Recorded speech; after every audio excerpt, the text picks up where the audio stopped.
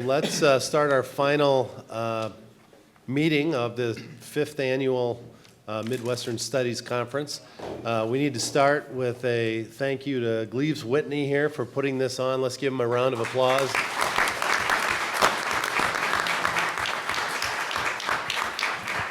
It's been a great conference, and we thank you again, Gleaves, for making it all possible. This is emerging as a very important forum for this topic, this discussion of Midwestern history, and it wouldn't be possible without the Hauenstein Center and Gleaves Whitney. A couple of housekeeping items before we start. If you would, if you haven't yet, please join the Midwestern History Association. You get the journal, Middle West Review, for free if you join the association. All you got to do is go online to the website. It's all there. But please join the conversation that way. The new issue of Middle West Review should be in the mail, and it will include a symposium on the future of the field of Midwestern history, including 8 or 10 essays by major forces in the field, including people on this panel. And I did send a PDF of that to our panelists tonight so they could take a look at that symposium before they gathered here tonight if they found that interesting. The other thing I would say is that this is the 5th annual meeting of this group. 5 years ago, we gathered in this room, and several of the talks that were given, lectures that were given, ended up in this new book by University of Nebraska Press, Finding a New Midwestern History. So if you want to think more about where the field has been and where it's going, take a look at that. Okay, let's move on to our panelists tonight. I don't think anybody really needs an introduction. The affiliations are in the program tonight if you want to take a look at it, and we're just going to follow the program tonight. So I'm not going to go into great detail about everyone's biography. But we'll start with Eric McDuffie at University of Illinois, Champaign-Urbana. Thank you for being with us. This is your third or so year here, Eric, and Eric gave a keynote address to this forum either last year or the year before, which is available on YouTube, so please check that out. And Eric is now working on a book about Garveyism in the Midwest, so that's a very interesting angle on our region. So we're going to have everyone talk for 6-8 minutes or whatever and offer their thoughts on the field. So take it away, Eric. All right. Thank you, John. Good afternoon. And I salute you all for staying. The crowd is starting to thin, but again, thank you for staying. I'm going to cut right to the chase. My main objective here is well, first of all, John, again, thank you for having me and for being on this panel, and again, it's great being here. But I want to articulate what I see as some of the grand challenges facing the study of the Midwest, of Midwestern history, and propose some ideas for the Midwestern History Association to consider. And I'd like to actually read a few quotes from Kristen Hoganson's book. I read those quotes the other day when I gave my introductory remarks. And she stated, or rather, the Midwest represents the, quote, symbolic center in national mythologies, end quote, of the United States as a free, egalitarian, and open democratic society where anyone, through hard work and discipline, can achieve the American dream. She also writes, quote, what is the nation at heart when we unbind it from myth, end quote. And then lastly, a quote that really just, I think is quite powerful. Quote, locality began in the heartland, as elsewhere in the United States, as an ideology of conquest, end quote.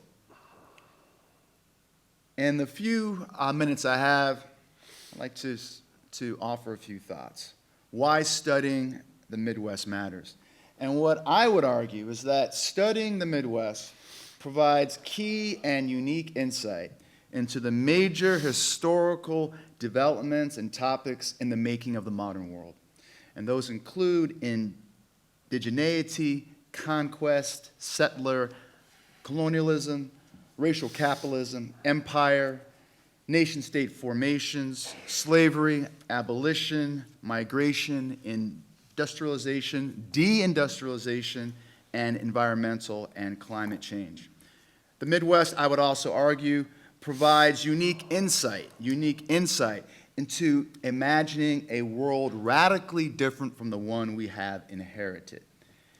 In my own work, as John noted, I am working on a book on the Marcus Garvey movement in the Midwest, the largest black movement in world history.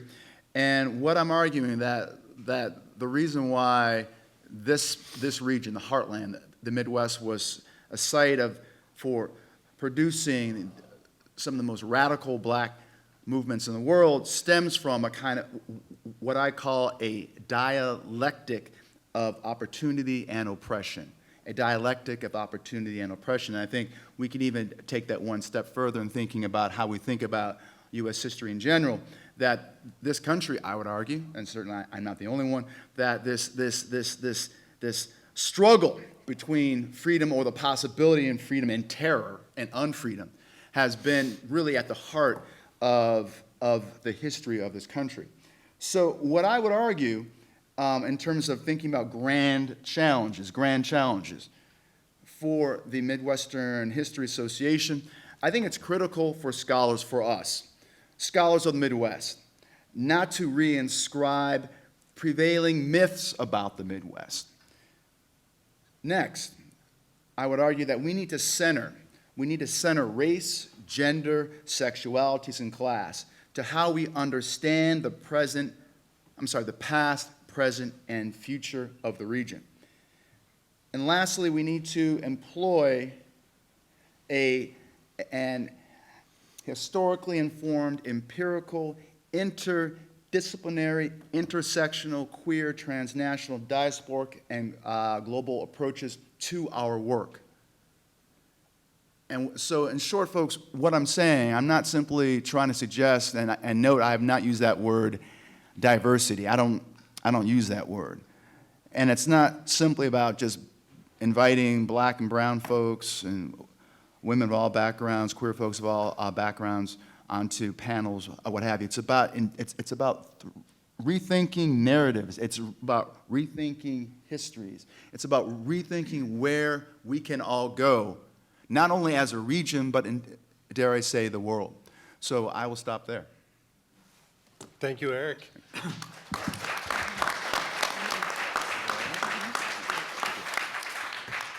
Our next speaker is Jim Madison, longtime professor of history at the University of Indiana, author of many books about the Midwest, and was the editor of this great series at Indiana University Press for many, many years that created or published many of the foundational works that we do have in the field, even though the field isn't as strong as others.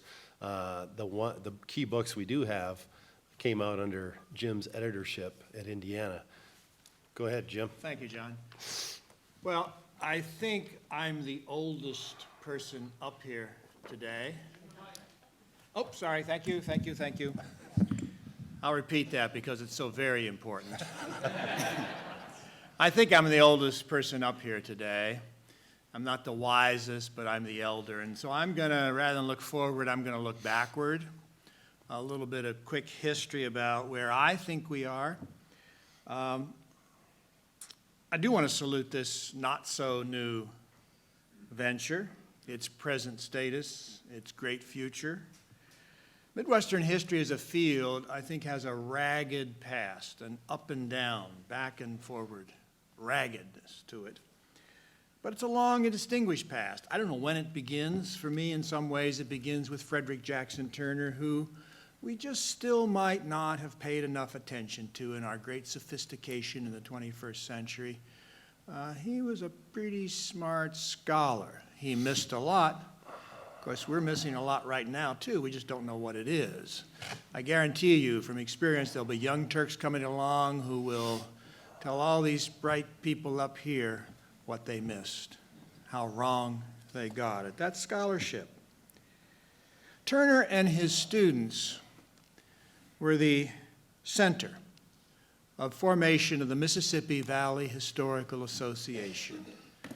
And I was a youngster when I first came in touch with the Mississippi Valley Historical Association and its journal, the Mississippi Valley Historical Review.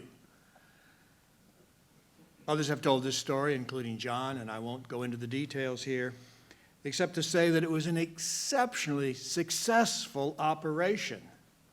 So successful that the Midwest took over the nation, or the nation took over the Midwest, and the Mississippi Valley Historical Association became, in the mid-1960s, and I was there because a lot of it happened at Indiana University, became the Organization of American Historians, and the Mississippi Valley Historical Review became the Journal of American History.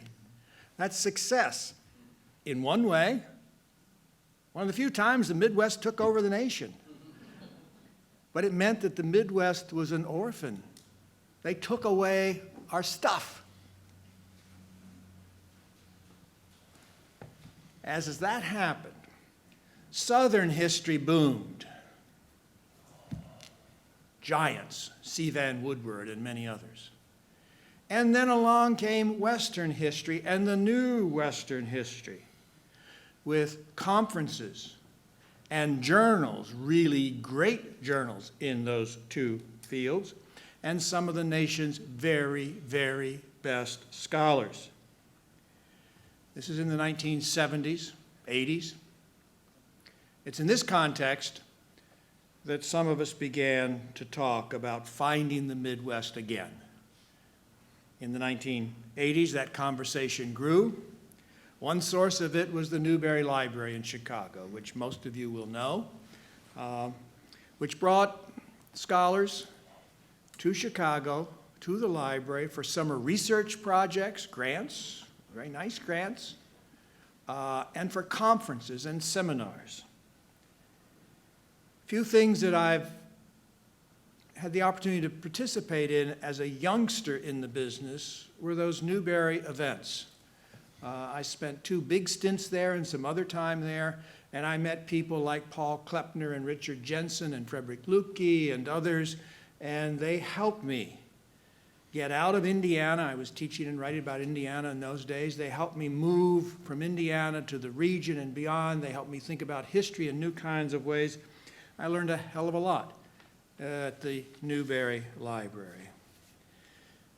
And so I'm prejudiced, but it's a model, I think, to be emulated. And Brad Hunt, who's the director of research there, was here the last 2 days. I don't think he's still here. But I think we ought to beat up on Brad and get him and his institution more fully involved. They are involved, but more fully involved in what we're doing. So it was that experience in the 70s and 80s, and then the wisdom of an Indiana University Press editor, Joan Catapano, that led me to agree to be part of creating the Midwestern History and Culture series at Indiana University Press. We did think that we were young Turks and we were going to overthrow the Turner generation, the Turner grandchildren at that time.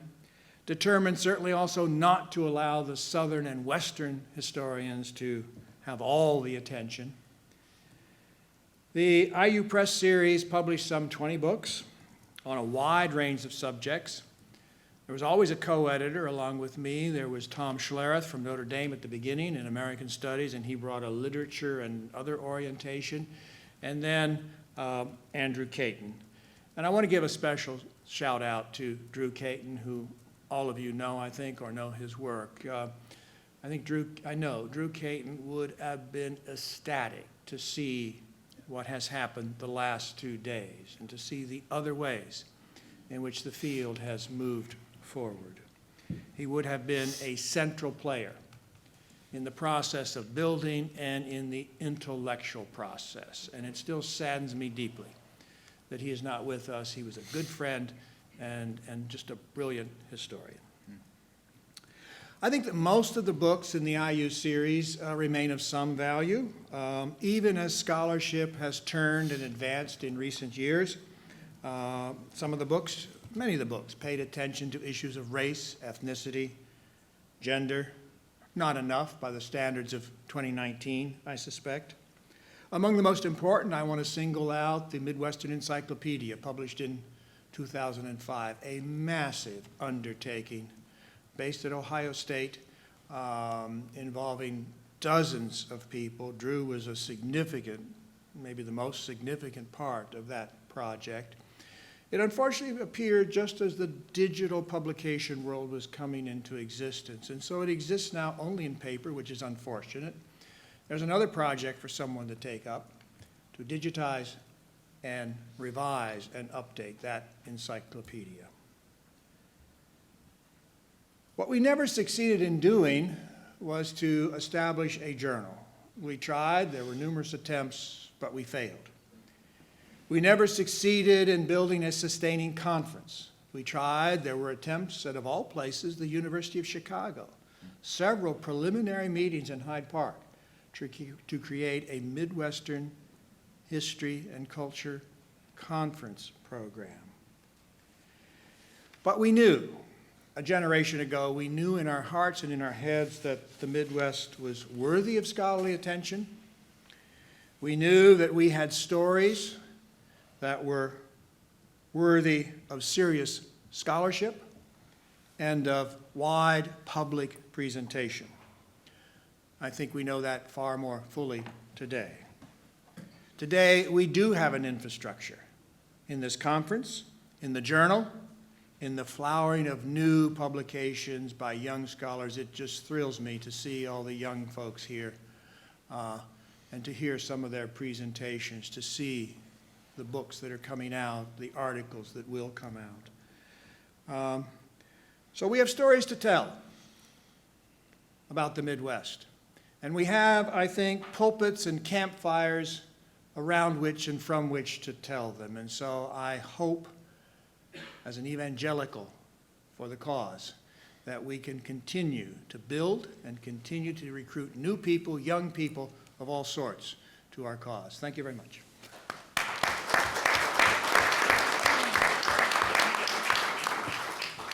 Thank you, Jim. Just a quick note, that first conference we had in 2015, 5 years ago, the ending plenary panel included Drew Katyn.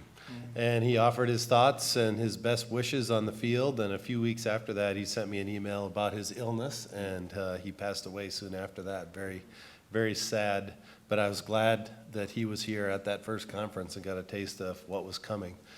The other thing I was going to say is the Newberry will have a conference this fall on what is the Midwest and what is the shape of the Midwest and what should Midwestern studies be. I think it's in October, so keep an eye out for that. Our next speaker is Sarah Eggy. Sarah is a professor of history at Center College in Kentucky. She is a native South Dakotan. Yay! And she earned her PhD at Iowa State University, and she most recently published a book on the history of women's suffrage movements in the Midwest that was published by University of Iowa Press. Well, thank you, John. In thinking about what I wanted to say to you all, I have two F words that I'm going to talk about, and they're not swear words because we're Midwesterners, right? Or here we are in the Midwest, talking about the Midwest, right? So the first word is finding, which has actually started the conference program, Finding the Lost Region. And I think that F word is quite telling, that for the last 5 years, one of the goals has been to foster a resurgence and a revival of Midwestern history. And so I think that was quite important. I think there were certainly, as Jim pointed out, actually long foundations, lots of publication happening before the 2015 first, or 2014 meeting. And so I think finding has been, in part, the project for a number of years. But I would like to challenge us to move beyond finding and ask the question, when have we found the Midwest? And actually, what I'd like to say is I think we found it, or we're finding it. I would like to suggest that, especially at this conference and in the past couple conferences for the Midwestern History Association that I've attended, what I have found is that the Midwest is robust. It's fascinating. It's full of extraordinary people and stories, that it is not just about Europeans coming and settling in the late 19th century and coining the term first Middle West and then Midwest, but it involves lots of different people that if you went to the excellent sessions at this conference, you know, right? There are queer folk, and there's indigenous people, and there's immigrants, and there's people with significant religious identities, right? There's all of these factors that, and people and perspectives that have made up this region. So I think for me, the challenge to us all is to think not just about finding it, but what do we do when we found it? Where do we go from here? And so on that note, I think we continue to do great scholarship. And we encourage all people, whether you live in the Midwest, whether you're from the Midwest or not, if you're interested in writing about this region, we include you, we welcome you, all people, whatever background. I think that's something that we've said, it's not a new thing, but we make it even more a part of our mission. I think regional history is fantastic. I think it's fascinating. It asks questions and brings together people to answer those questions in the way that other histories don't necessarily do. And so I think that this is a tremendous opportunity to continue the conversation. So finding, maybe we're done finding, or maybe what we're doing is something more sophisticated now, moving on. Recognizing that there was tremendous work in getting us here, acknowledging our past, but then starting to think about where we're going from here. So that's the first F, is finding. The second is actually not in the title of this panel or on this, but it's what I started to think about when we were considering Midwestern history. I started to think about the word field, right? So if this were a field of history, what would this look like? What would we want to say? And I think about some of the comparisons we've heard to the Southern and to the Western. If we had a field of Midwestern history, what do we need now in 2019? And I think this is just has to happen now, is we need the institutional support behind this. I did not come to graduate school to do Midwestern history. I'm not sure if anyone here, maybe there are some of you who did, but I have talked to a lot of people while we've been here, and I don't think anyone said to a graduate advisor upon admittance, I want to do Midwestern history. I said I wanted to do women's history. I wanted to write a history of women's suffrage. And I wanted to do rural history, and then it took me to the Midwest. And then since then, I realized that there was this wonderful association, and that has given legitimacy to the ability to call myself a Midwestern historian, which is wonderful. So I think if we're going to continue to pursue the Midwest, we need institutional support. I think we need faculty lines in Midwestern universities and really universities across the country, where faculty teach courses on the Midwest, just as they do on the on the South and on the West. I think we need agencies that give grants to consider the Midwest and giving grants to study the region. I also look around and I see lots of people who are not necessarily historians or full-time or graduate student historians, but who are archivists and archaeologists and librarians, and I think about how we all can contribute to the institutional support, whether it's finding collections that tell the story of Midwestern history for archivists and librarians, or looking for sources in places that have been overlooked, because unfortunately this region maybe hasn't had such a focus before. So I think institutional support coming from our universities, from our archives, from our libraries would be the next step, one of many steps to continue to promote this region and the study of it. I can't think, and someone should correct me, if there is a historian at any major research university that is a named chair in Midwestern history. If there is one, I would love to know, and then we can talk about that. But I'm not quite sure, and I think that is something, if we really want to challenge ourselves and this region to take its history seriously and tell the story, because otherwise other people are going to tell it for us, then we need to make an investment and make it institutionalized broadly so that we can continue to grow and expand on the wonderful foundation that those who have come before us have created. So those are my thoughts, and I would be glad to continue this conversation with you all. Thank you.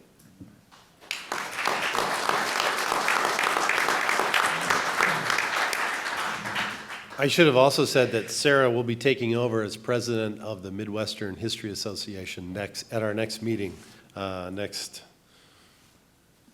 June probably, or May. Our next speaker is Christopher Phillips. He's a professor of history at the University of Cincinnati, and he has an amazing new book out that you should check out called The Rivers Ran Backwards, about the Ohio River Valley in the era of the Civil War and the question of identity and which side were people on, and the complexity of that, especially down close to the river. Go ahead, Chris. Thanks, John, and thanks for asking me to be up here in the big room. I want to pick up on several things that have been said already, take it a slightly different way. Raised as a rural Illinoisan, I worship three religions: Catholicism, Midwestern nice, and Abraham Lincoln. None was in dispute in my post-Civil War centennial childhood because each buttressed a sort of moral simplicity modeled by my farming hometown and my region. Permanence of place and permanence of people. Flyover country? Hell, I'd never flown. And then Mr. Smith was one of those who went south for graduate training in the long 19th century. And there my three alders met their match. Midwestern nice? Check. Southern sweet. Catholicism? Checkmate. Southern Baptist. I married one. Lincoln? Well, that's a draw. He was not always Midwestern nice. Compelling Southern historical narratives of slavery and race and loss, thanks to C. Vann Woodward, seemed to draw more water than early Midwestern history. The Civil War in the Midwest, which I wanted to study, was long little more than a rendition of the Lincoln religion. Safe in the knowledge that this most celebrated former resident, by dint of war, ended slavery, and with the painful struggle for civil rights largely understood as a Southern history and a burden, they see their region by traditional sectionalized binary understandings learned as school children. The South fighting for slavery lost to the North, which was fighting to end it. The Midwest is just a virtual extension of the Mason-Dixon line, the North Side.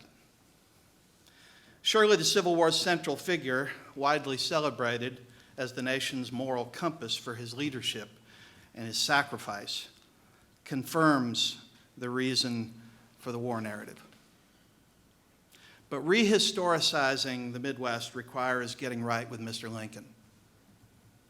In reality, as recent studies have emphasized, he had a long conservative evolution over slavery and race.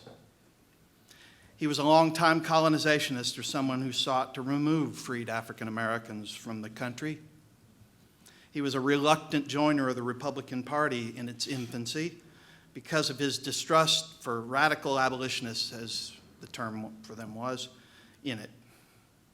Then he became president-elect, who in his first inaugural address appealed to the better he didn't actually say this then, but the better angels of his nature, by offering support for the nearly forgotten 1861 constitutional amendment proposal that sought to protect slavery where it existed, one that scholars refer to as the ghost 13th Amendment. And Illinois and Ohio both ratified it. And then he became pragmatic president and commander-in-chief who walked only slowly and, for many, far too carefully towards slavery's wartime end. And then finally, he became the martyred great emancipator who became our region's Christ figure. Misunderstandings about the modern Midwest's most revered figure match up perfectly with misunderstandings about the Civil War in this region, and perhaps more, its legacy here.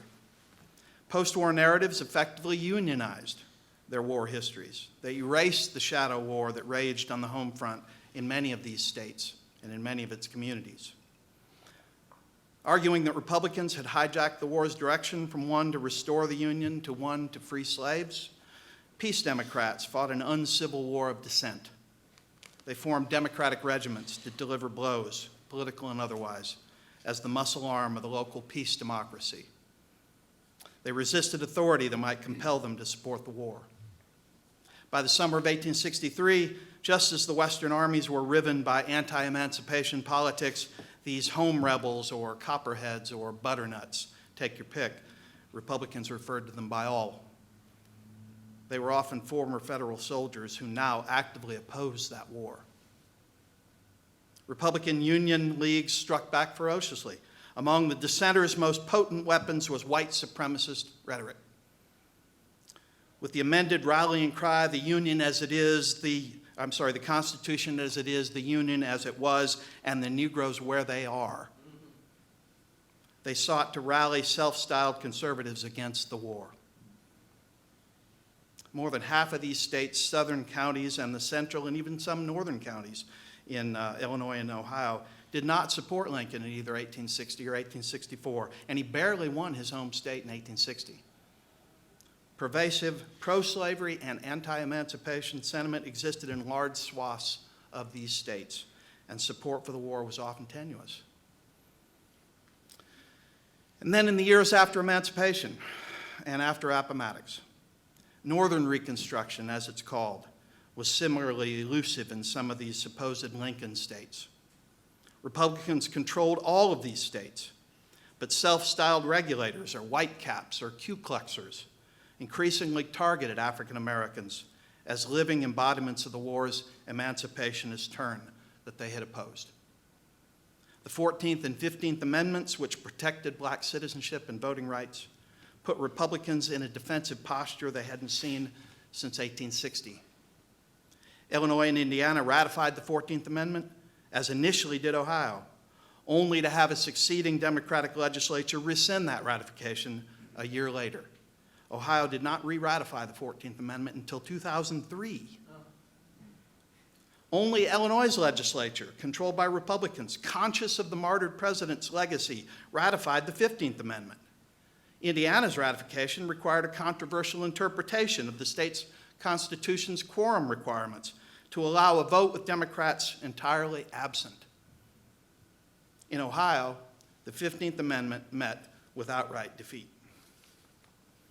The same state that Lincoln reputedly claimed saved the nation immediately after its 1863 state election, one where the most prominent copperhead in the nation, Clement Vallandigham, ran for governor in exile and took 40% of the vote, now became the first state to reject the 15th Amendment. So getting right with Mr. Lincoln, and thus with the Midwest, requires understanding the complications associated with a narrative of loss as much as of victory.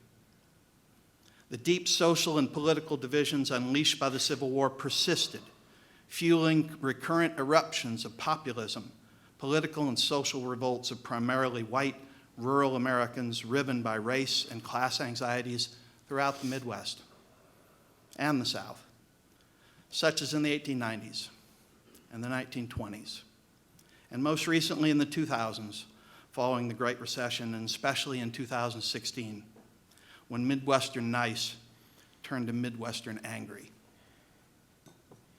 Ohio and James Alex Field Jr.'s act of violence at Charlottesville complicates that comforting story by his Midwestern white nationalism.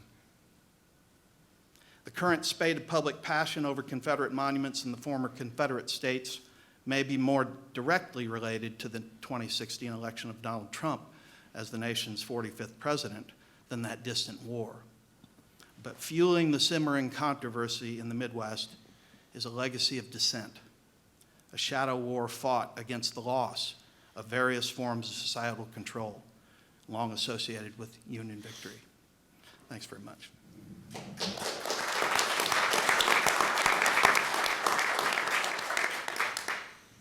Next up is June Howard, professor of American Studies at University of Michigan and the author of a new book on regionalism. And I did not write down the title. June, can you tell people what the title of your new book is? So you should say American Studies and English, so that Okay. people know that the title is that of a literary book. It's called The Center of the World, Regional Writing and the Puzzles of Placetime. Thank you.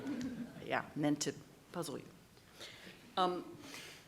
So I tried to imagine a few days ago what I might want to say after attending the conference. Speaking at the end of a conference requires this kind of hypothetical thinking. And one of my first thoughts was that back in the 20th century, speaking in this situation, a conference that is primarily historians, I probably would have expected to talk about the importance of language and storytelling, about the way that those are not just an effect of historical processes, but constitutive of them. But looking through the program, I thought, I don't actually need to talk about that. I think that's already there, and I actually think it's worth saying that expectation has been fulfilled, and I feel very much at home in the setting, and have learned not only wonderful new historical information, but new thoughts about the storytelling. I'm also an outlier here, though, not just as more of an outlier perhaps than my literary training makes me, because I don't specifically work on Midwestern literature. The book includes Midwestern writers. I feel my Midwestern credential is helped by Edward Eggleston having a very good section, Marilyn Robinson, Darcy McNichol. But it is concerned with region as a concept and the way that concept is narrated, how writing about particular places works. It starts with American literature, but actually works its way to thinking about world literature to some degree. So one contribution I want to make here is to remind us that although the category Midwest is tethered to a distinctive place, it is positioned necessarily as one element in a system, and it depends on contrast with New England and so on. And my observation, I don't know how far I'm going to get with this audience, but my observation is that people who work on any region tend to feel misunderstood and even neglected. I was once at American Studies Association at a panel on Southern literature and culture, and they were indignantly discussing how the South is so important to the study of the nation, but no one comes to Southern panels except people who work on the South. And they said, is there anyone here who doesn't work on the South? And I put up my hand, and was regarded, I think, with a bit of surprise and suspicion, in fact, because I was there thinking about regionalism in general. I also think from my position, I can note that in the US, we often speak as if regions were contained by the nation, and that's not necessarily so. A very well-established trend in Southern history, for example, is to think of the US South as part of the Caribbean. We routinely speak of Latin America or Southeast Asia, right? There are lots of transnational regions.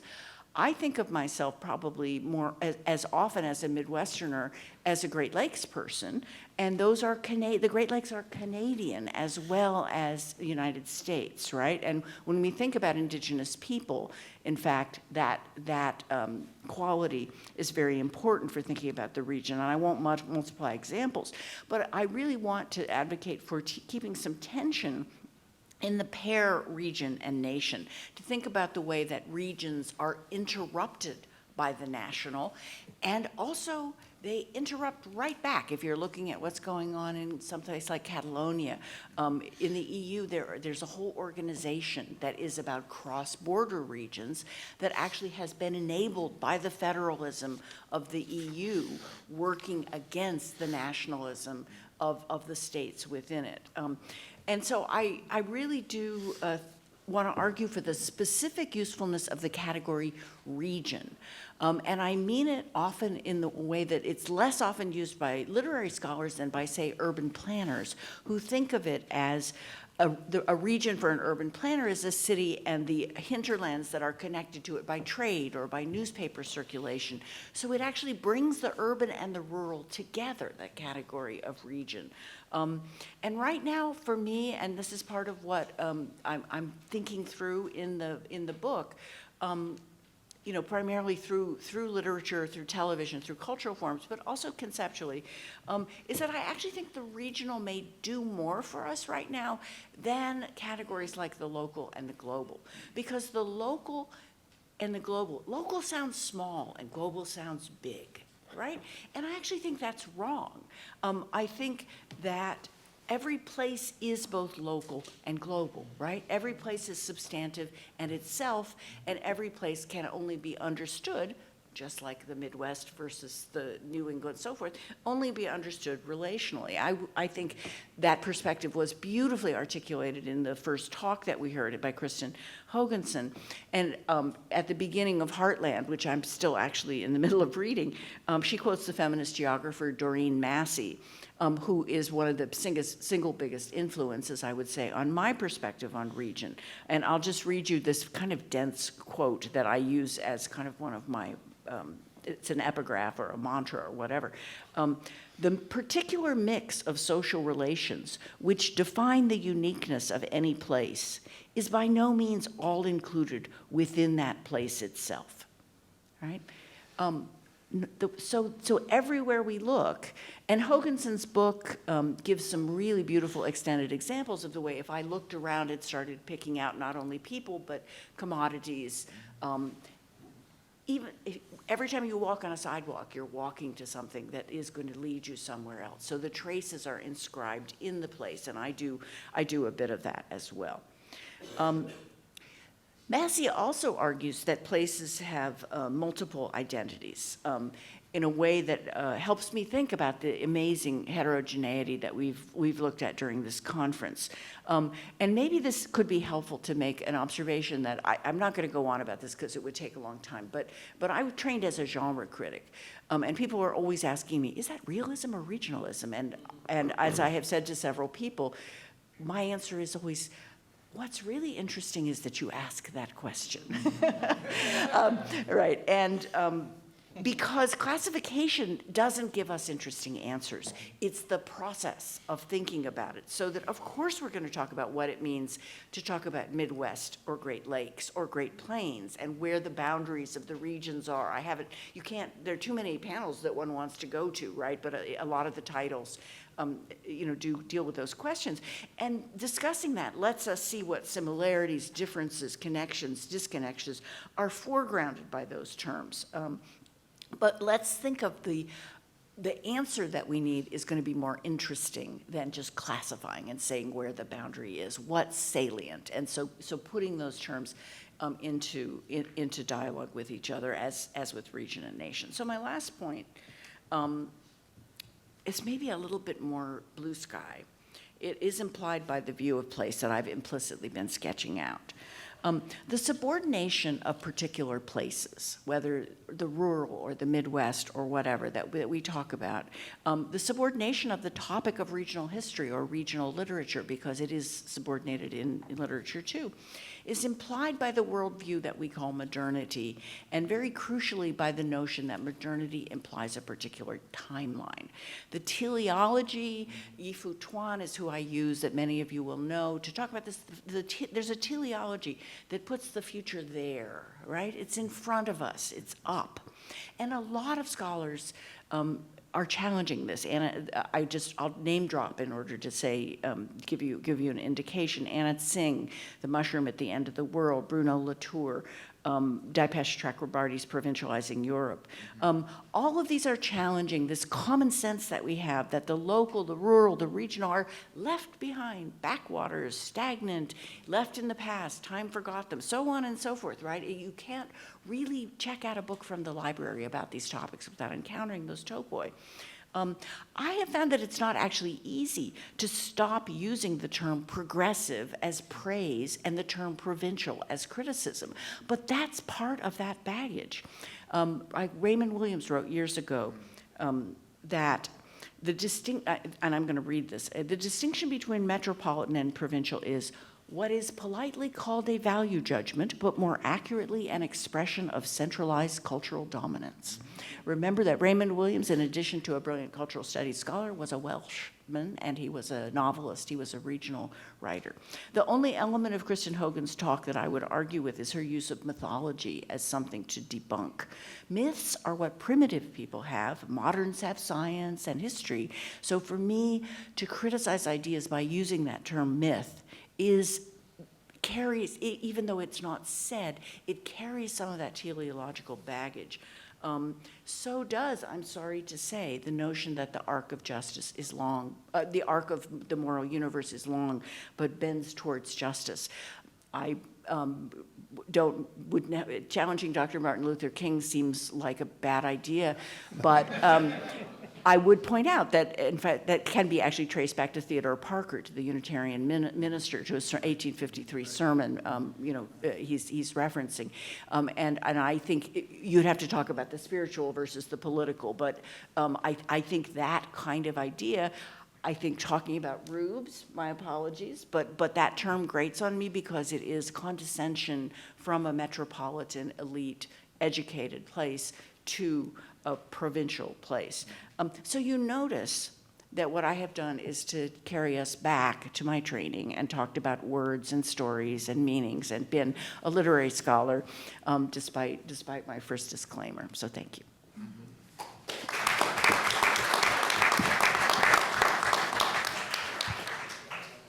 I'd just like to ask everyone to address a kind of tension that you sometimes sense in this field at conferences like this that seems to exist between an older version of history and a newer version of history. And, Jim Madison mentioned the Turner tradition and this tradition of focusing on the farmers who settled Iowa, et cetera. And this was a big part of the early Midwestern history. And Eric's talked about these more recent emphases on, the subaltern and other groups in the Midwest. It feels like to me that is easy to integrate the two and make a whole history of this region. But there does seem to be this tension between people that are associated with one camp or the other. First of all, my question is, anybody feel that tension? And isn't it easy to overcome by integrating these two kinds of history and these two kinds of stories? It doesn't seem that complicated to me, but tell me what you think.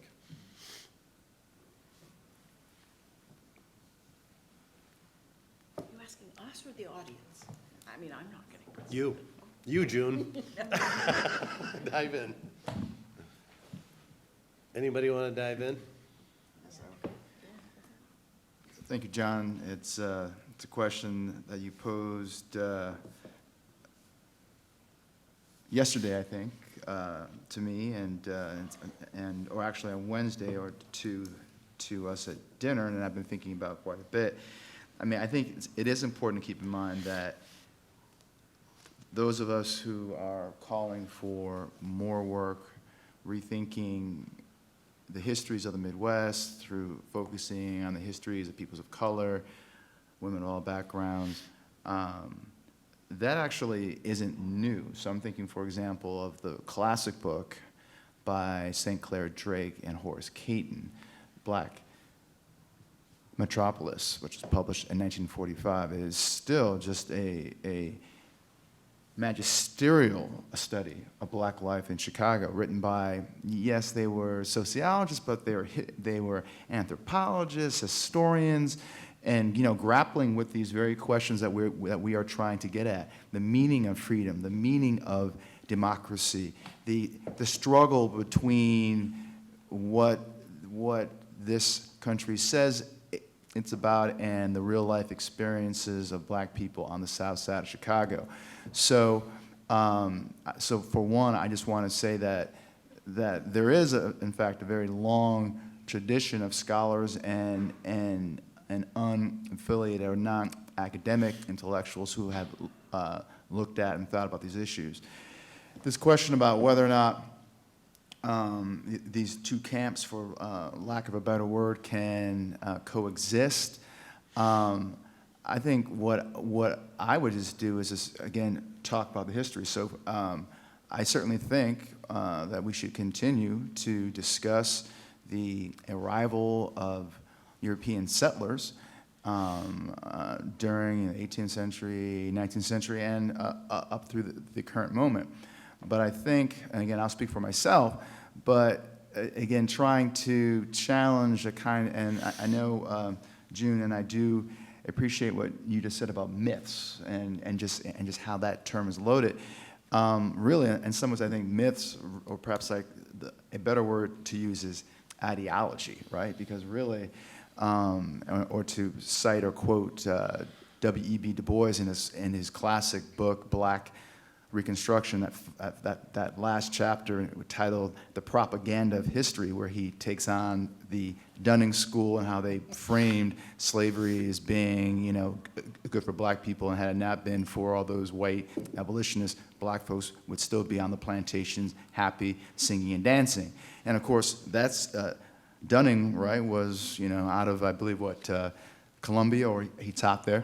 But the point I'm trying to get at is, yes, I think we should certainly talk about small towns, but not come from the perspective that where white people, white settlers, are the normative, are the universal, and then, well, indigenous people or blacks, Latinos, women of all backgrounds, somehow they're kind of new, or they're kind of, you know, the extra.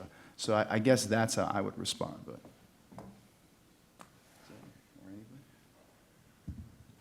I agree with Eric, and I would just add that I think it's not that I don't even think there's necessarily two camps. I think that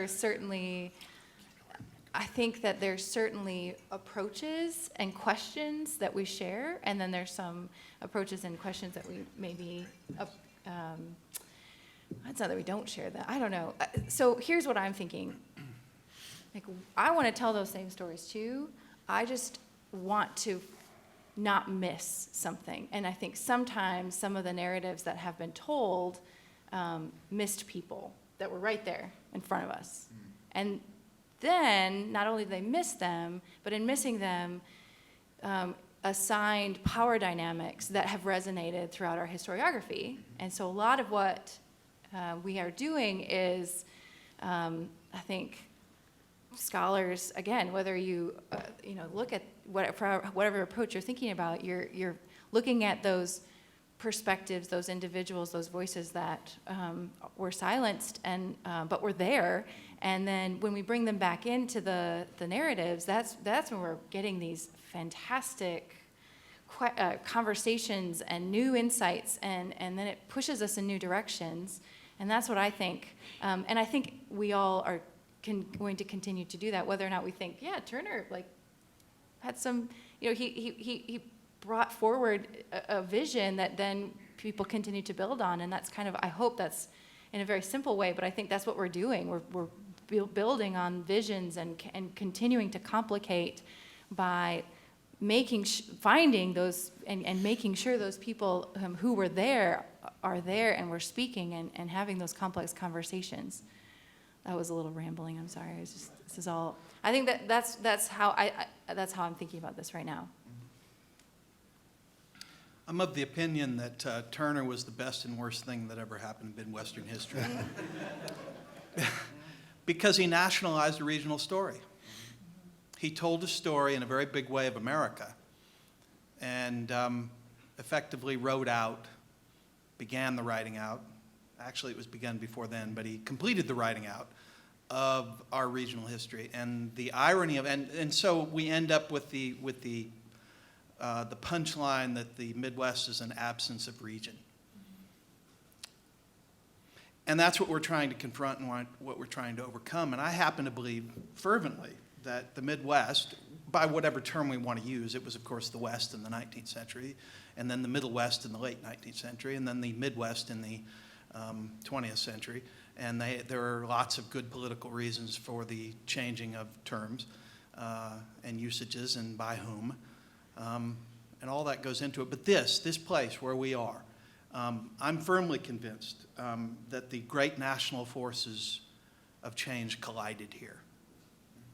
And they continue to collide. Such things as freedom and unfreedom, rugged individualism versus moral collectivism, modernization versus traditionalism, urban versus rural, states' rights versus federal authority. I tell a story, told a story in Virginia last year about the flap during the Civil War and immediately after over the state motto and seal of the state of Illinois. In 1862, there was a debate in the legislature over changing the seal. And the Democrats were opposed to it, and the Republicans who had initiated it were in favor of it. And I was a little confused by that. Why is there such a kerfluffle about something so insignificant?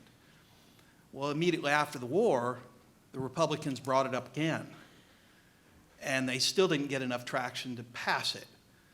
But they did initiate the creation of a new seal that would then be on the state flag.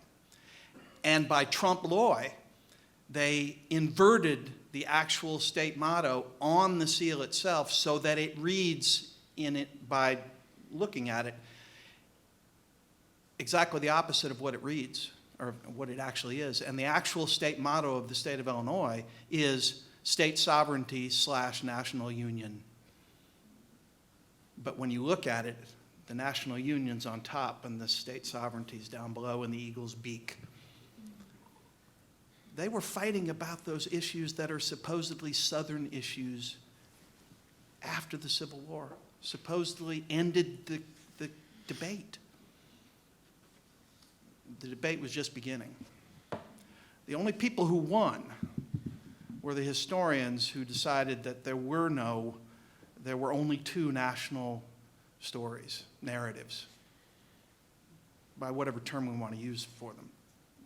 The Midwest had a flowering in the middle of the 19th century, but it didn't get the traction historically that it ought to have. And so that's our battle now. And we have to face the fact that we are still living in the great middle where things are still unsettled. And we are fighting them over the same great forces of change are still colliding, and we're fighting those battles. So I'm going to answer at a very abstract level. One of the myths we have about ourselves as modern makers of knowledge is, and I'm sort of using myths to say, it's so hard not to use these terms. And I'm not saying feel bad when we use them, but more do you see what I mean? I use them and then I think to myself about it, right? But one of the things that we erase for ourselves is that there are material interests at stake. Mm-hmm. This is a profession. And when you're editing the journal, you're going to have to decide what articles to accept. So there are actually material interests that are at stake in the battle over which story matters more, which is more important, which approach is better. That's one answer. And the other one is, of course, that I think more and more are thinking about the way we have stakes in these stories that we're telling. And I will tell a story that is sanitized a little bit by being in a different field. And many years ago, there's a chapter in the book on Sarah Orne Jewett that goes back to work that I did in the 1990s, in which one of the important things that I and the colleagues I was working with were working on was the racial attitudes of somebody who lived in the late 19th century, died in the early 20th. And to us, it seemed fairly uncontroversial to talk about racial attitudes, but there have been many pages written proving how wrong we were, and that they translated this to Jewett is a racist and we're trying to read her out of the canon and so forth. And my friend and I walked in and found ourselves on a handout as anti-feminist critics of Jewett, which we certainly were not. We were exactly the opposite of that. We were feminist critics of Jewett who wanted to read her in a very historical way. But the stake that women, another generation of women who had recovered her into the canon was very, very big. And so I think if we think about this morning's talk or about lots of the things that are talked about here, there are very big stakes that people have in it. So it doesn't seem quite so easy to me. Segue for you. Thank you. I'm going to continue to talk about the arc of bending. I want to change the tension to one that I feel profoundly and felt for a long time. And it's between, to simplify on the one hand, sophisticated scholarship, cutting-edge scholarship with all that that means, and a history for the people, for people who are not scholars, who are not in the academy. That's, to me, and has been for a long time, for decades, a tension that I feel in most of what I do and have done. I don't have an answer to it. I'm not sure that we think enough about it. I think there's so many material and other reasons why we lean toward, those of us in universities, toward the academic, the very, very precious and sophisticated academic telling of stories that are often virtually meaningless to people of the Midwest or elsewhere. Unless we do something magical, something sustained, something serious to translate our very good history, our very good scholarship into forms and formats that are more accessible for non-academics. I think the academy is in crisis. I think the humanities are in crisis. I think our country's in crisis. And I think we need to have our voices in the arena, in the public square, more loudly, more powerfully than they are today. One more question, and then we'll open it up to the audience. But this is connected to something that Sarah said, and that is building up the infrastructure of Midwestern studies a bit more and getting some of the major players in the region to help out with this cause a little bit more. You know, maybe Big Ten universities like Indiana and Illinois and Michigan, et cetera. I mean, let's put this to June, just to pick on her, when is the University of Michigan going to start a chair in Midwestern history? And what are the chances of creating positions like this? And can we make the case? And how much more work do we need to do to make this case? You know, I'm a little uncomfortable answering for the history department, in which I do not have an appointment, because it would be so easy for me to say we'll do it. Just say that. But I do think that this question of the definition, we have an enormous number of people working on regional issues. If by region you mean Southeast Michigan, I mean. A lot of work on the history of Detroit, for example. A lot of programs going on in Detroit. So the point that universities have a regional responsibility, I completely accept. And I think my step would be to ask for an inventory, perhaps. And I'm not sure that I would choose Midwest only as the issue, right? Because I think you would want to say, are we responsible to the indigenous people of the region? Are we responsible to the industries of the region? And my sense is that we often are, but I'm sure it's not enough. Let's pass on to someone. I have a little bit of experience in this. We have at Indiana University, I'm pleased to say, 2 chairs, endowed chairs in the history of Indiana, more or less. There's a little bit of fluidity there, and my colleagues don't always do what I think they ought to do. I don't know why. And we have those chairs not because the university decided we should do that. In fact, the administration and my colleagues would not have chosen to have 2 chairs in Indiana history. We have them because we found donors to give the money to have those chairs. And that's pure, simple capitalism or fundraising or whatever you want to call it. And so if you want that in your university, I think that's the way you have to get it. The other way to get it is to convince, maybe the way June is talking about, but to convince colleagues that, gosh, the history of the Midwest is really interesting, and here's this particular opportunity. You don't need to call yourself a Midwestern history, but study Marcus Garvey in the Midwest, for example. And that's doable, that's possible. The sources are closer and more accessible often. There are lots of reasons why an expert, a scholar coming from Yale or Berkeley could end up doing Midwestern history without so intending to do it. And John, if this is okay, actually, I wanted to go back. I've been thinking about, and is it James or is it Jim? Jim. Jim. Well, Mo. Your previous comment. Is that all right, John? If we go Yes, back and keep absolutely. talking? Yeah, I've been thinking about it, and I believe it was Audre Lorde, the black queer feminist lesbian activist poet, who asked, "Who is we when we say we?" And as you were speaking, talking about the importance of popular histories, making sure that academics can speak to a wide audience, I mean, I could not agree more. I think it's critical for academics to write, to teach in a way that is accessible. That's not to say that being accessible is dumbing down, but I think it's very important for us to be able to articulate ourselves in a way in which everyday people can understand. But when you said something, and June too, I'm thinking about your comments about the stakes, right? And so I'm thinking, why, and thinking very broadly, why does history matter? And as I say, to my students, I mean, history isn't really so much about the past. I mean, yes, it is. But it's really about how we understand our present and our future. But again, how the past, the present, and future are inextricably linked. In short, what I'm saying is that basically history is about power, or history has a key role in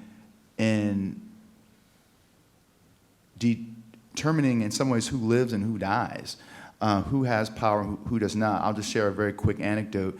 When I taught my introduction to African American history, I often show snippets of the classic but incredibly racist film Birth of a Nation. And I had a white male student after I showed the film, he said, if I didn't know about black people and I had seen this film, I would think what that film said was true. And I thanked him for being so honest, but the point I'm trying to get at is, one, this history matters because, again, that how we frame the past very much informs who lives and dies, power, politics, and again, when we say we, I wasn't quite sure who the we was. Were you saying we as in, in short, I wasn't quite sure who the we was. And when we think about the Midwest, and folks talk about angry Midwesterners, I'm not quite sure. Again, that sounds like we're talking about a certain contingent of white Midwesterners. But certainly, my family's been here for 6 generations. And so when folks are saying, oh, the Midwest and it's the heartland, I'm like, well, okay, wait a minute, where am I? Where are African Americans? Where are other folks of color? So I know, I am rambling a bit, but I think language is so important. It really, really is. And that we have to be, I think, very careful when we use words like we as in exactly, again, who do we mean by we when we say we?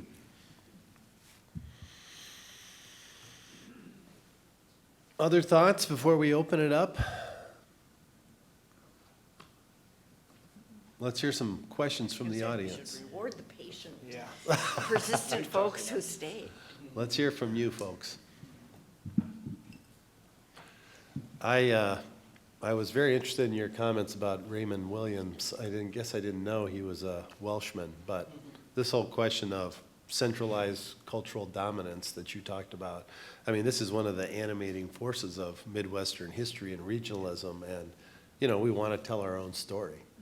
And, do we need to borrow more of that literature and that theoretical work on regionalism? I mean, will that be a benefit to the field? Should we inject that into the bloodstream more here? Because that really hasn't been done much, but that's a useful. Borrow Williams or? Borrow Wales or? that broader regionalist energy from other fields, Yeah. and that'd be a fun project, comparing these kind of regionalisms and. Well, my perspective is that nations build themselves by subordinating regions, right? England, English is standard English because the Midlands and that region became the power in the state. And, the same thing in France. That is how dominant, the interplay between regions and nation building is one of power. And, but people say a standard language is a dialect with an army, right? And that, and that is that's not mine. That's just a truism among linguists. And, I think I got it from John McWhorter probably. And, so I do think of region and nation as in this incredibly complicated dialogue that we are seeing played out in all kinds of ways in Europe and here. And so I think thinking of the lost region, the ways in, I can't say everybody here knows more than I do about how this has worked out in particular in terms of the Midwest, but the principle that that's what's going on seems to me very useful. And Raymond Williams, a very long time ago, had a lot to say about it. Okay, we have a questioner.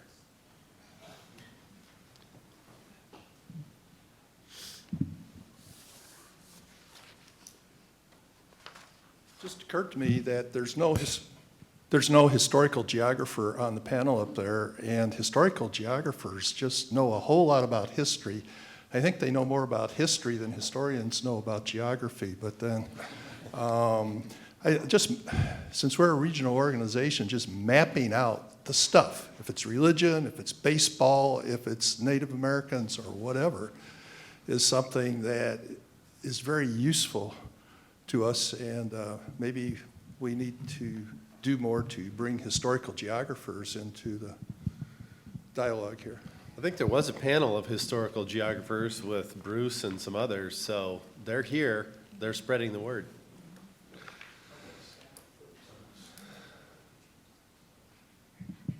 I've been really perplexed by kind of this question of this divergent approaches between the new and the old.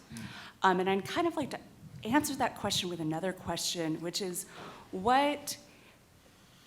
how can we more actively support scholars that are underrepresented in this particular space? Thank you.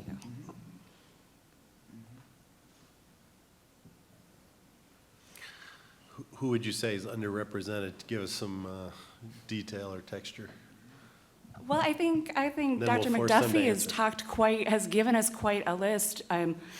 People of color, women, trans people, LGBT people, working class communities, anyone who's not a white man. And frankly, anyone who's not a white man under the age of 50. And I hate to be the person who's saying it really, really clearly, because that's a risk for me, quite honestly. But I'm extending that trust to all of you that I think we can talk about that openly.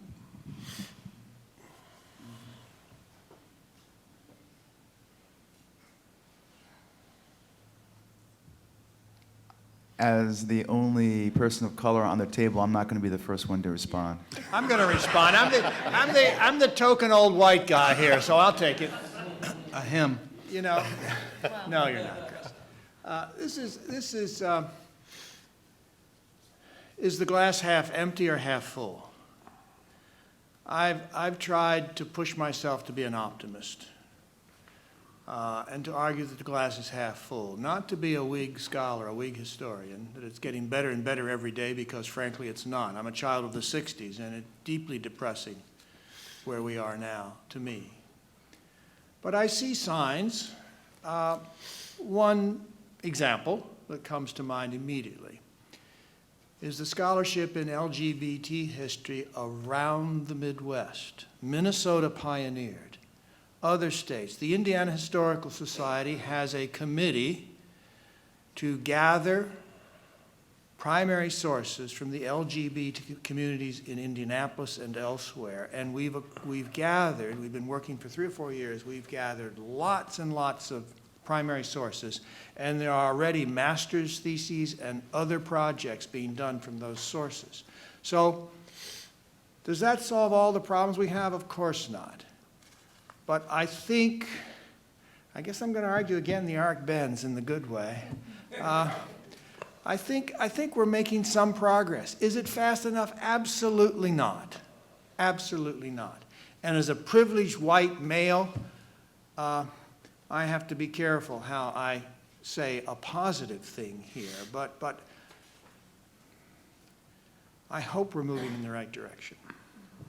Not just in all issues.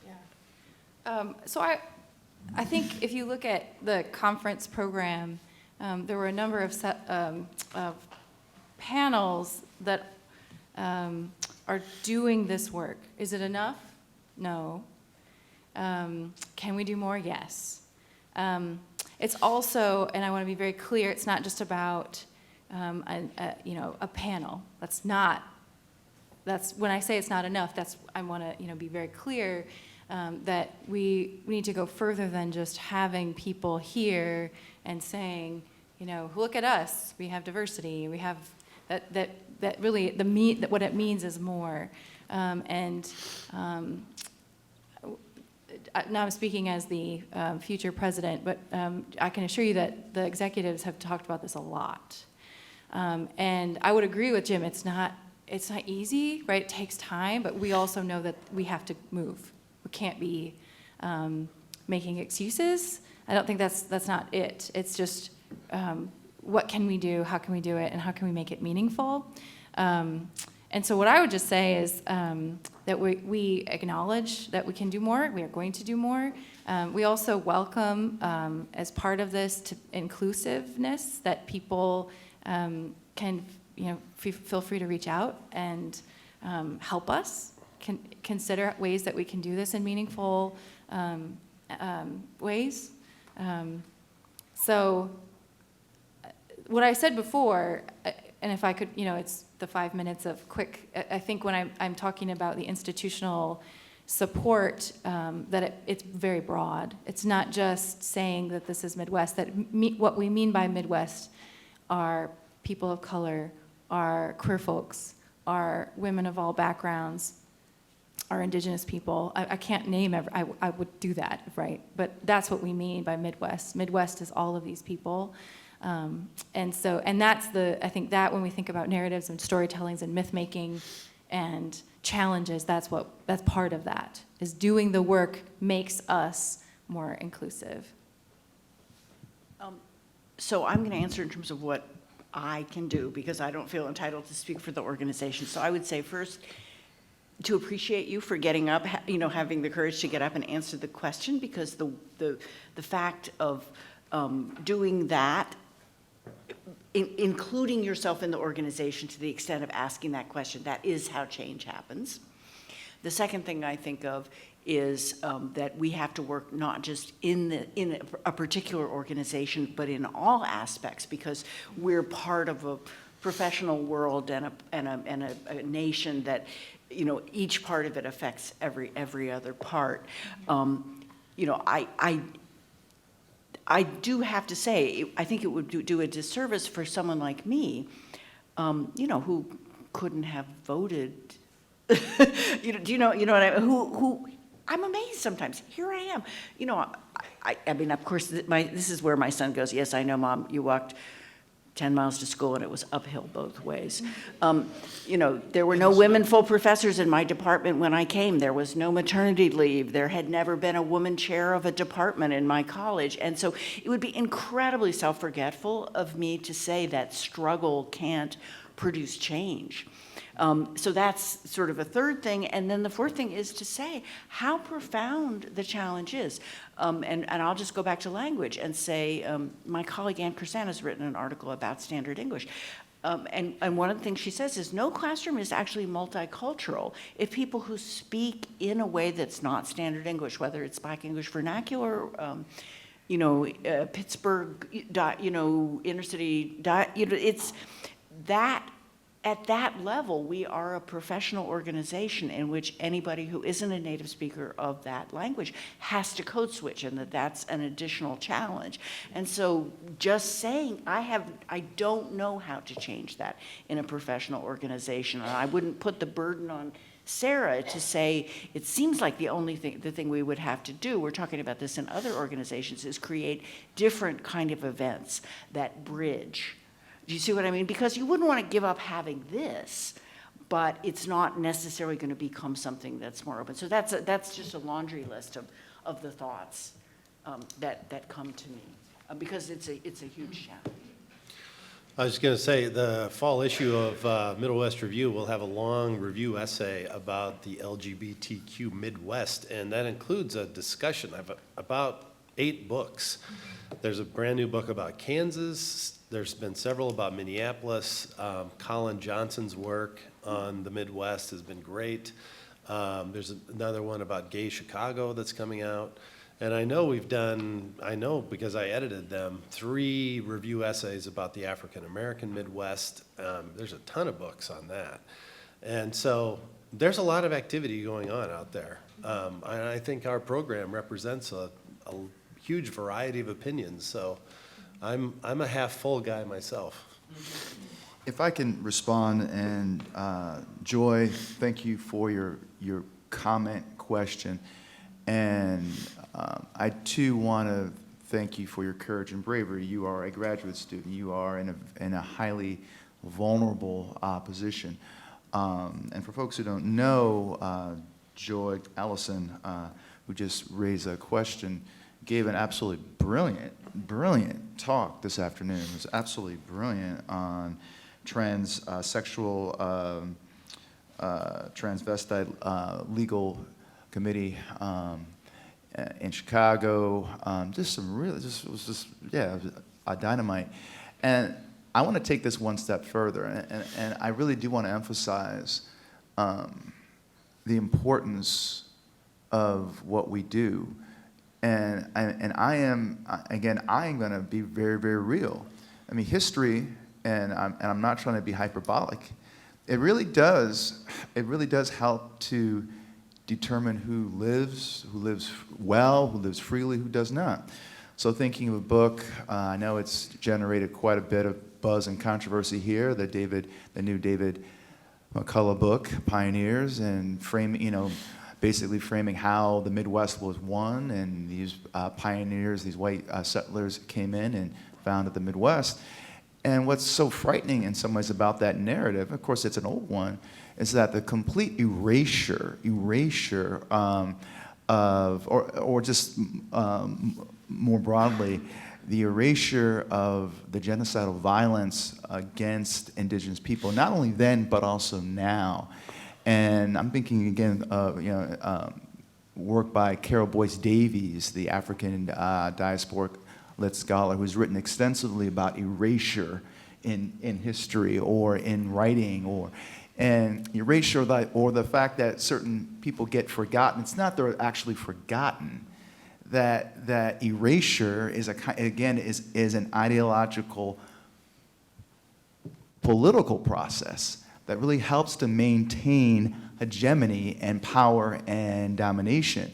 So it seems to me our role as scholars is to always think critically about dominant prevailing narratives. So it's, and I'm always intrigued when it's folks of color, queer folks, trans folks are talking about these issues, then somehow we are the ones who are being political and that there's a standard history that in some ways is apolitical, but in fact that prevailing narrative itself is so filled with power and politics. But it's only when we come from a counter hegemonic position, then all of a sudden, oh my goodness, they're injecting politics into this or something like that. So yes, thank you for your comment. Thank you. Well, I'll go back to what I said earlier. Midwest is where the forces of change collide. And among those great forces that I didn't mention are possession and dispossession and inclusion and exclusion. And the way to confront this and the way to overcome it here in this place, in this space, and I would say as a region, we're still slow because the collision is still ongoing, is to hire really good graduate students like you to teach students. That's what we need to do. So thank you for your question.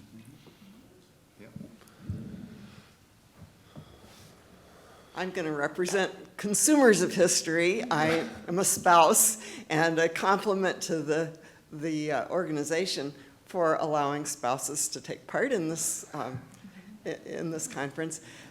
And I noticed a lot of other people who are not professional historians who were here. I think that's really important. I'm going to challenge the group as well, thinking about kids and history. I think we've done a good job of exciting them about the story of pioneers and all that kind of stuff, kind of living history type stuff. But how can we bring them into the 21st century with history?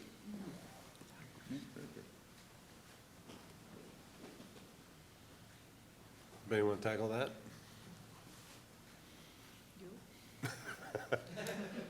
Well, I mean. I can go ahead, tackle, Chris. but I don't know if I'll tackle thoughtfully. I'm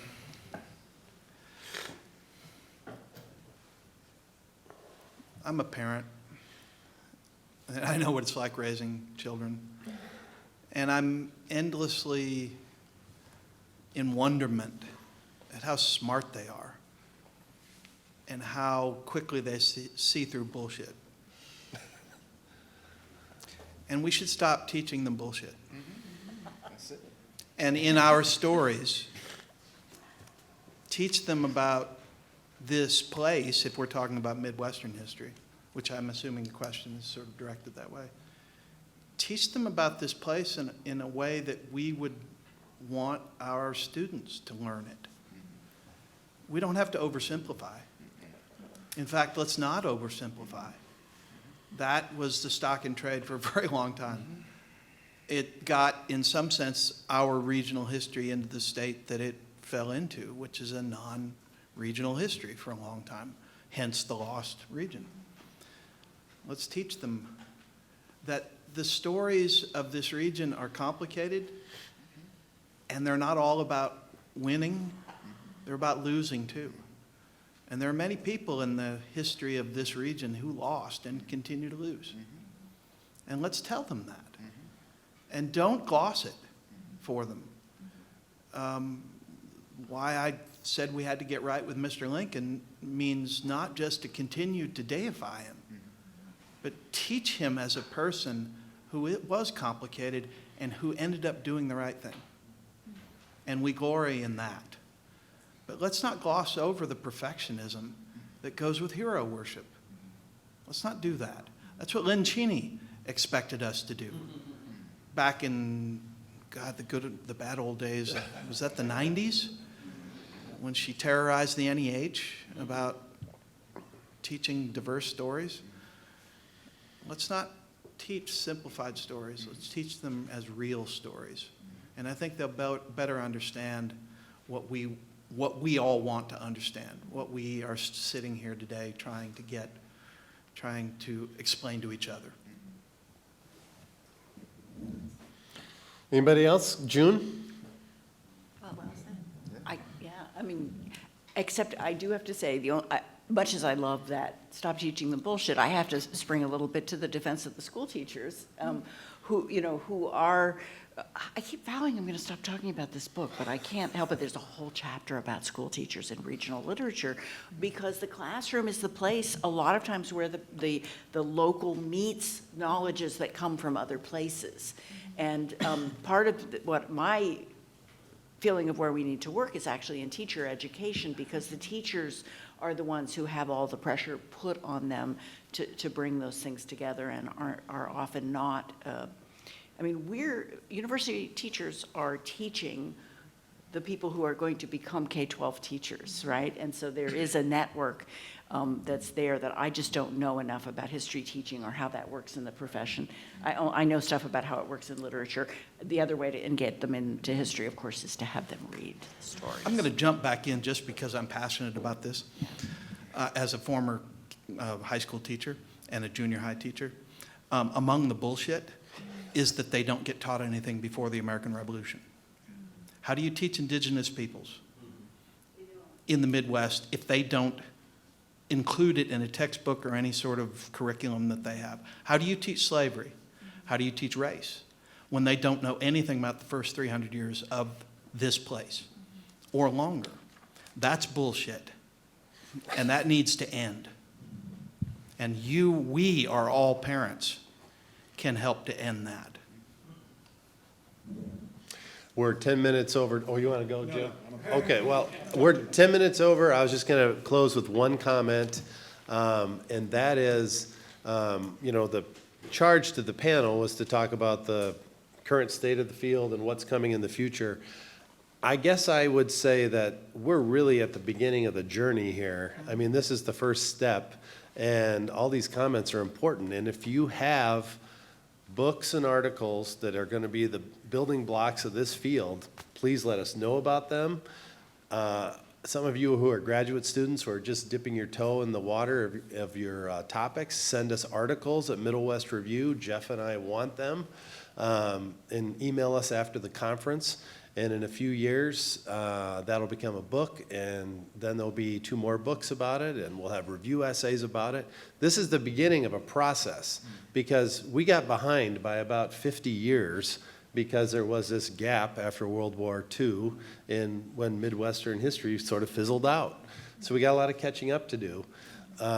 But, we want every voice to be heard, and we want everyone who wants to participate to have their books reviewed and their articles to appear in Middle West Review. And by the way, we didn't mention this earlier, but we had half dozen book publishers here who want to publish books about the Midwest. So I hope you talked with some of them. I know there's some other interesting things going on with those publishers in terms of series and just a greater dedication to publishing about the region. So, when we reconvene for our 25-year reunion here in Grand Rapids, we're going to have a lot of great books to talk about and a lot of great historiography to boast about. So don't get discouraged. I mean, this is the beginning. If this is the beginning of the arc or middle of the arc or somewhere, but, let's keep plugging away and working together. That's one of the nice things about this conference. We have a lot of people that want to cooperate and be on the same team and row in the same direction. So we'll see you here next year. Gleaves wants to say one final word. I forgot. I thought I was going to have to wait 20 years to get my last word in. This late hour, the few, the proud, and the brave out there. I'm Gleaves Whitney, director of the Hauenstein Center for Presidential Studies here at Grand Valley State University, and I've been really proud to host this conference this year as in the previous 4 years. I've learned so much from you all and from the other speakers and the audience questions as well, so thank you for that. I've never been part of an academic revolution before, but I feel like I'm part of this rollicking, fun revolution. Don't you agree?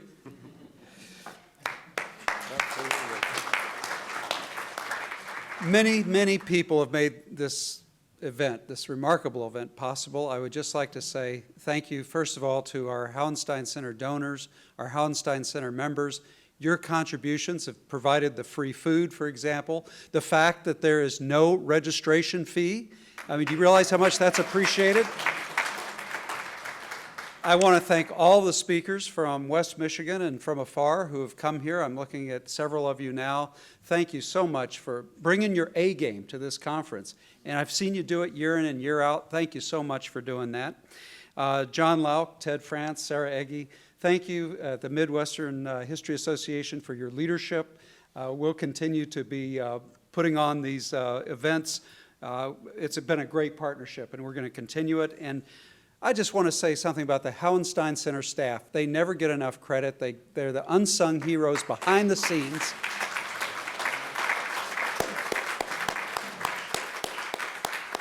I've got the most terrific staff in the world, and I want to acknowledge them, and I also want to acknowledge in particular 3 of the staff who are leaving to go on to grad school, 2 of them to the University of Michigan, so you might be running into them. But Chad Dowding has been running our Cook Leadership Academy for the last 6-7 years, doing a fantastic job with the rising generation of leaders. And then we've had Kadar Jabbar, thank you so much for all you've done with the social media and electronic media and internet presence of the Hauenstein Center.